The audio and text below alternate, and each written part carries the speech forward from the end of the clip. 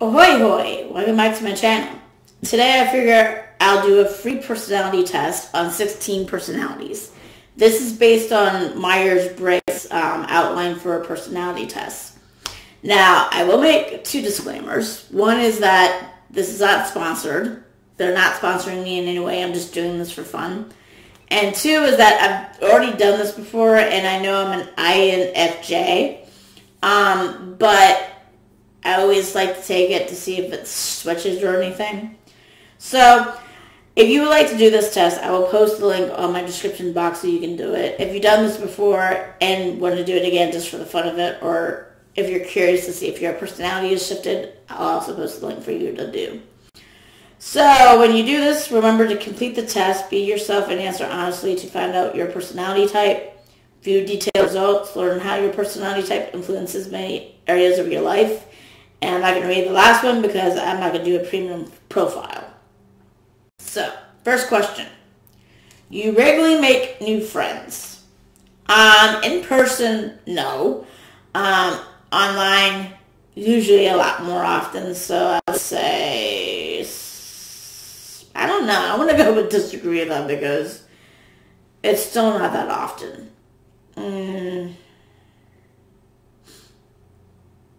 I would have to say, I think when they wrote the question, they were thinking of in person versus online. And even though I do make more friends online, it's not frequent. I'm going to go with this because I'm being brutally honest here. And here's the thing. It's not that I don't want to make new friends. It's just that I have social anxiety. And even though my social anxiety is more prevalent in person than it is online, it does factor in how I have conversations online too. Like, I'm not good with small talk. And if I don't know someone real well, I don't know how to make small talk with them. And I kind of don't know what to bring up other than, hi, how are you? And what kind of things do you like to do? That kind of thing. And also, I usually try to ask them questions once they bring up something that they like to do, just to keep the conversation going. But I'm very bad at that. You spend a lot of time... Oh, no, I read that wrong. You spend a lot of your free time exploring various random topics that pique your interest. Yes. Like history and natural disasters and all this other stuff. Seeing other people cry can easily make you feel like you want to cry too. I agree. I'm an empath. You often make a backup plan for a backup plan. Sometimes, not often. So I would say I would slightly disagree. You usually stay calm even under a lot of pressure. Nope. Maybe the two times where there's been an emergency, but usually, like, if I'm at work, when I was working and orders would be backed up or I had to make a drink fast, I was usually, like, a little jittery, although I try to keep it quiet. At social events, you rarely try to introduce yourself to new people, and mostly talk to the ones you already know. Yes, because conversation's a lot more easier that way. You prefer to completely finish one project before starting another. I prefer it, but I don't do it because there's just so much ideas in my head. Especially when I'm writing something. Like, I tend to bounce around projects. So, even though I prefer to finish one project first, it doesn't... What's in here and what actually happens does not line up. So, I have to slightly disagree with that. You are very sentimental. Agree? You like to use organizing tools like schedules and lists. Sometimes, slightly agree. Even a small mistake can cause you to doubt your overall abilities and knowledge. Oh God, yeah. Yeah, I second guess myself a lot. You feel comfortable just I said waking. You feel comfortable just walking up to someone you find interesting and striking up a conversation. No, because I don't know what to say to them. You are not interested in discussing various interpretations and analysis of creative works. Disagree. I always like to... One of the things I like to do, especially when I do reaction videos or look up other people's reaction videos, is to see how they react to it. So I do like to do that. You're more inclined to follow your head than your heart. I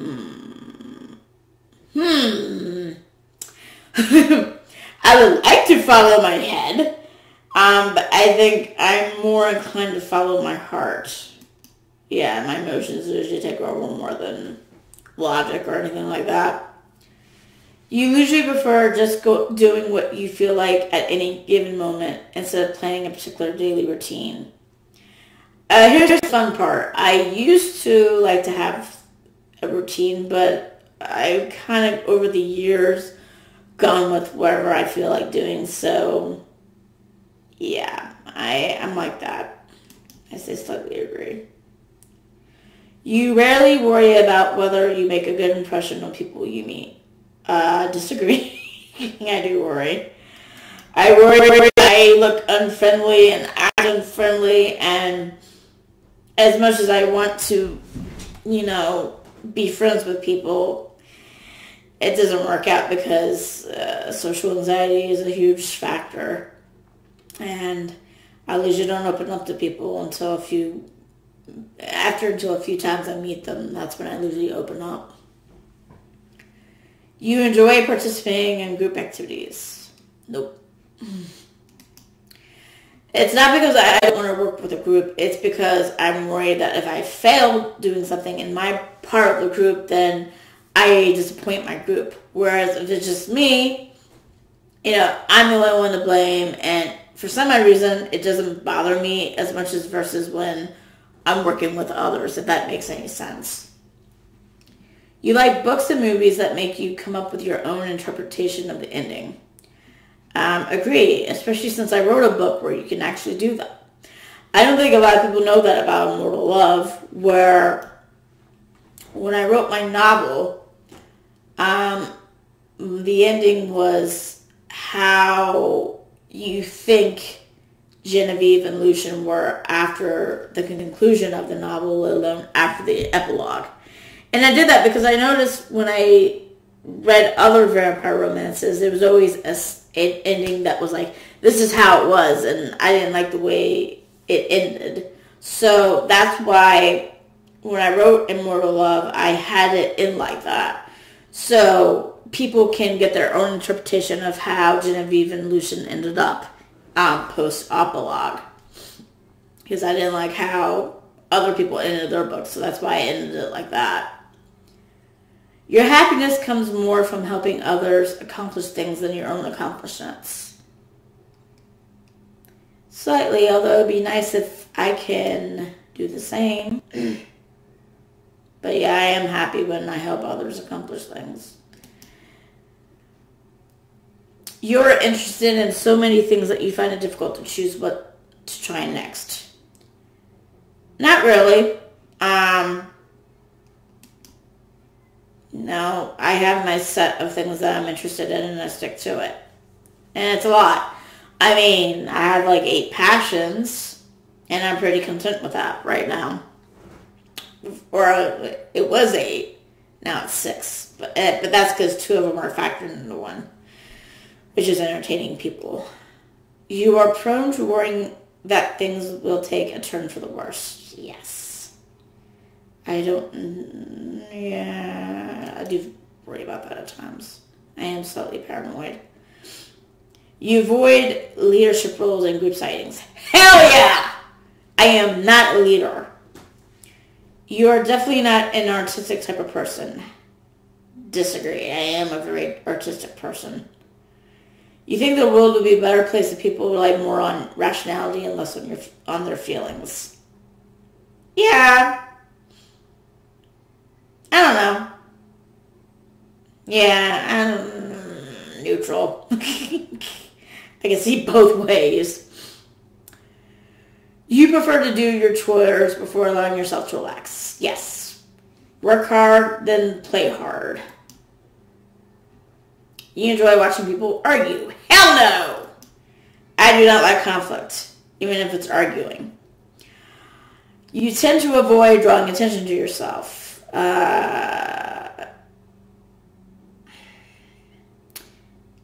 Slightly disagree. Maybe even mildly disagree, because I am an entertainer and I do like to perform. I don't like negative attention, but attention in general, no. Your mood can change very quickly. It depends when. But overall, no. My feelings are pretty stable for the most part. You lose patience with people who are not as efficient as you are. Agree, but it's not a huge agree.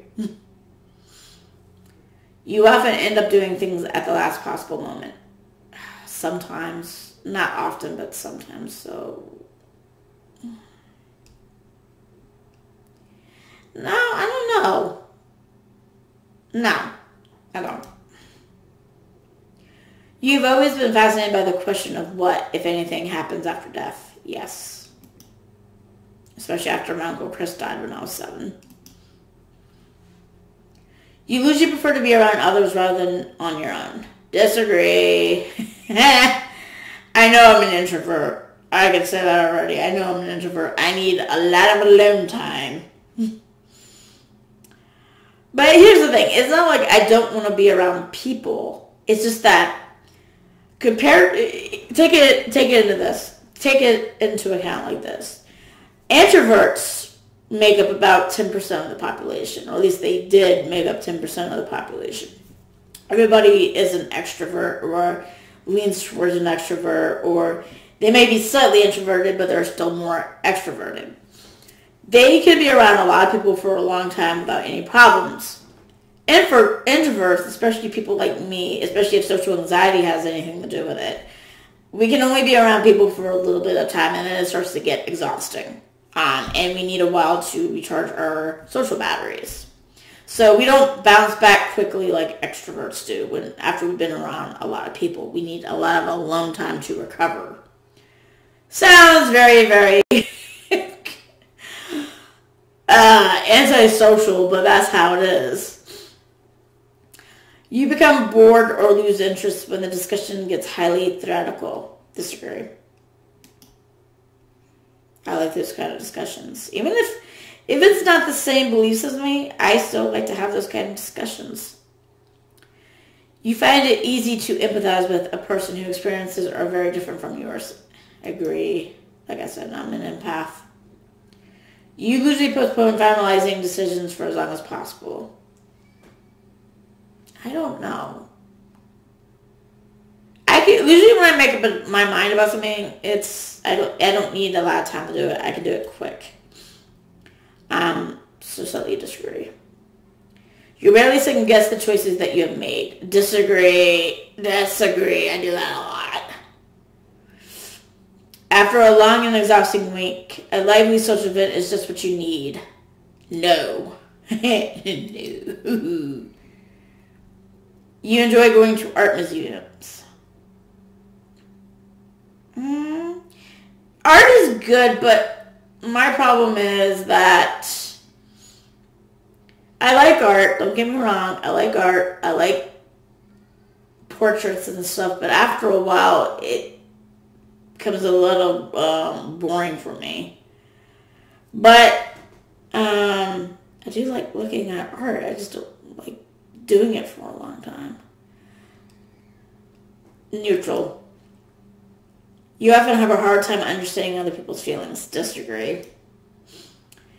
You like to have a to-do list for each day. Not really. I don't do those. You rarely feel insecure. Slightly agree. For me, there's a difference between second-guessing myself and then feeling insecure. Like, when I second-guess myself, it's based on the fact that I grew up feeling stupid a lot.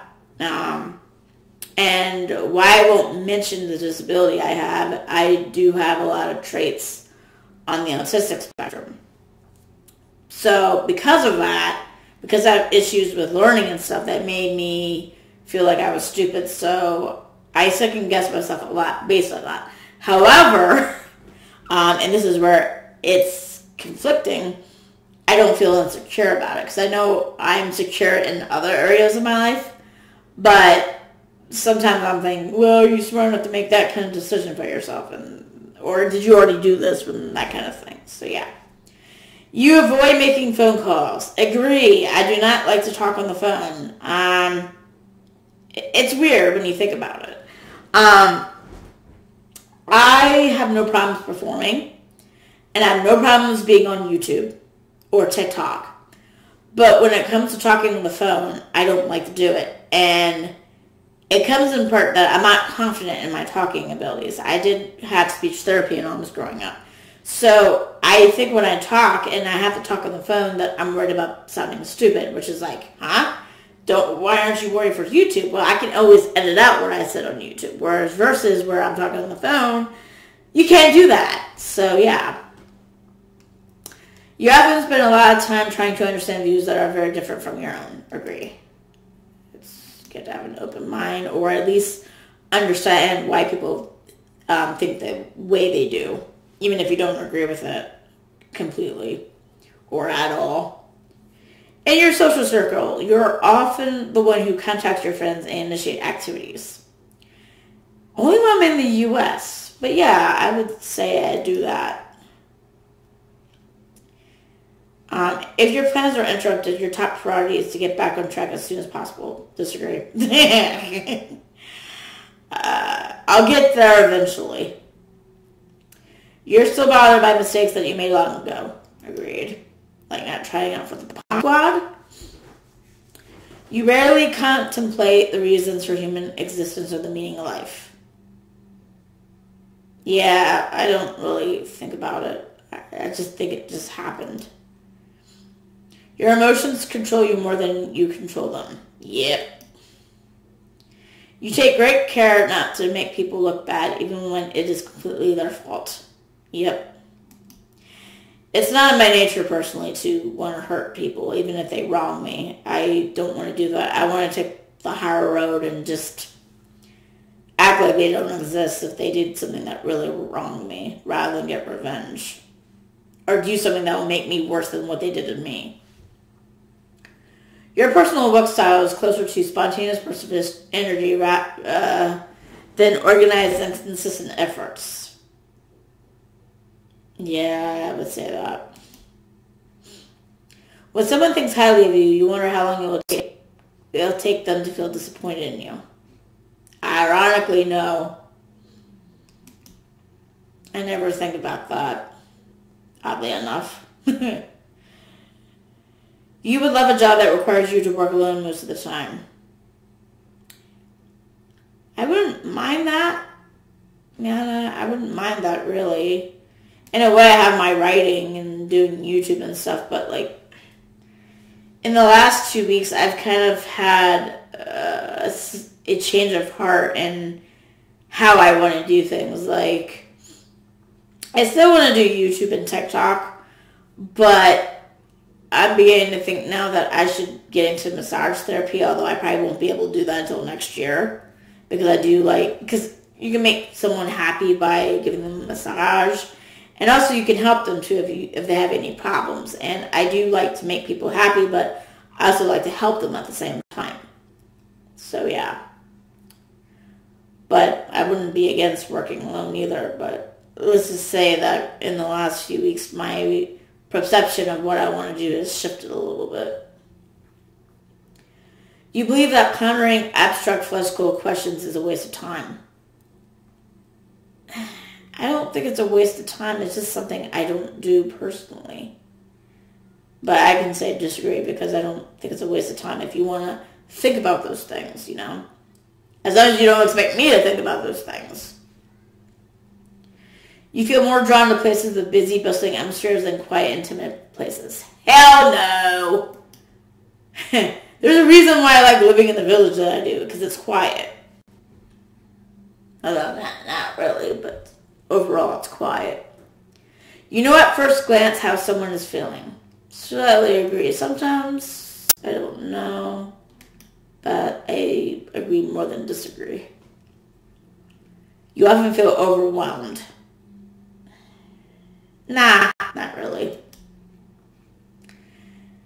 You complete things methodically without skipping over any steps.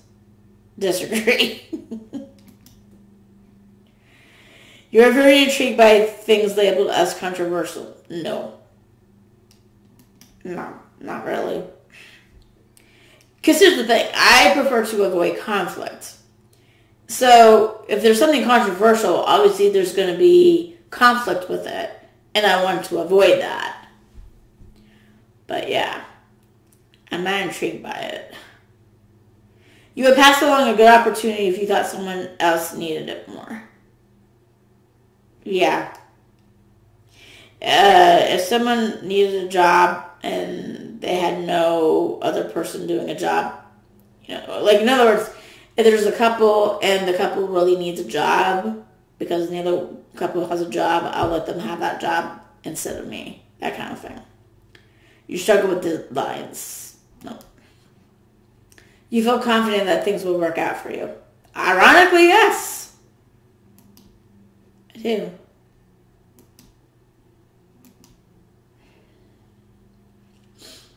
And I am a drumroll, please. Same thing as before. It's coming. I am an INFJ-T, but yeah, I'm still an INFJ. I'm introverted, which is 90%. I don't know what it was last time. Mind. This trait determines how we interact with our environment. Energy. This trait shows where we direct our mental energy. I'm intuitive, which is 58%. And then observant, I'm 42%. I'm close to being together. Nature. This trait determines how we make decisions and cope with emotions. Obviously, I'm 77% feeling and only 23% thinking. Tactics. This trait reflects our approach to work, planning, and decision making. Judging is 51% and prospecting is 49%, so that's very close. Identity. This trait underpins all others, showing how confident we are in our abilities and decisions. 69% turbulent, that's about right. And 31% assertive. Yeah, I'm not really surprised by that. So yeah, that's my personality type. So, am I gonna do this? So, if you like this video, hit like. If you subscribe, I'll be absolutely delighted. Please share what kind of personality you are in the comments. Whether you've taken this test before, or this is your first time, or this is more than your first time.